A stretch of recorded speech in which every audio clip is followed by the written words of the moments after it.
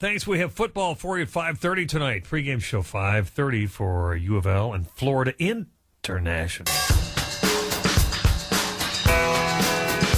Kickoff around 7 o'clock tonight here on 84 WHS. Tomorrow, the Kentucky Wildcats take on Central Michigan. That pregame show 10:30, kickoff noon.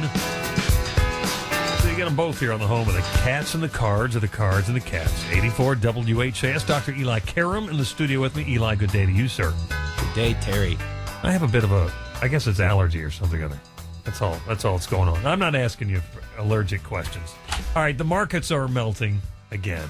Ouch. Let's talk about couples and financial pressure and just how some safeguards for couples to make sure that everybody doesn't get too nervous when these things happen and they put pressure on their relationships. Sure do. A day like this, you need those safeguards. And as we've said many times, more than anything else, more than sex, household labor, in-laws, couples fight about money. Even those that have it, sometimes more money, more problems. But in a day like this, the couples are on heightened alert, panic.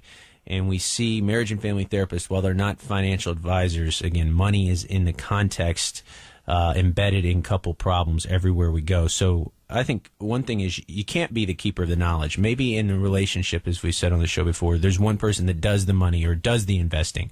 But you need to let your partner know what's going on. Often a couple will tell their partner after the fact that they've lost all this money. And the partner says that doesn't do the investing or whatnot. Well, what? I thought you pulled that out, or I thought we were okay. So the partner does not tell their spouse till after the fact, which is bad. So you got to be transparent, my favorite word, on all of your financial investments beforehand. And then you got to make a joint decision. What do we keep in? What do we pull out?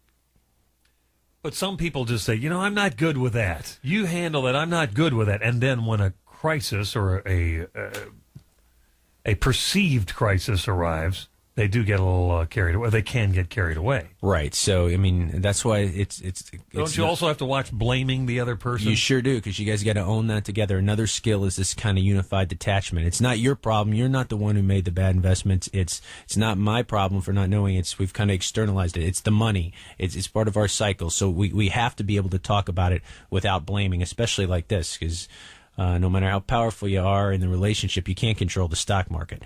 So another thing we assess for is the amount of risk tolerance. What I mean by that, Terry, is sometimes you enter a relationship where one partner they take chances and they believe they invest big because they believe if they lose, it will come back, they will win big. If you were someone with a high risk tolerance, do not marry someone or get in a committed relationship with someone with a low risk tolerance because it doesn't matter how great everything else in your life is, your sex life, your parenting. If you butt heads around the money, there's going to be issues. So you want to find someone with a similar level of risk tolerance.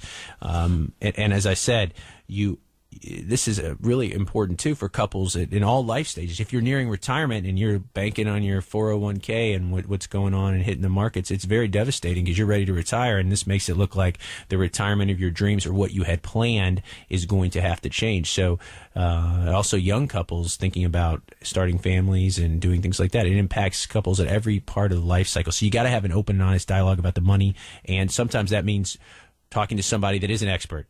Marriage and family therapist is expert on the relationship, but there's financial advisors out there. There's people that can help you set things up in these turbulent times according to what you need. Because you guys just teach them about communication, not about financing. Right, but you got to be able to talk about it first, and you got to be able to, again, make it a shared topic.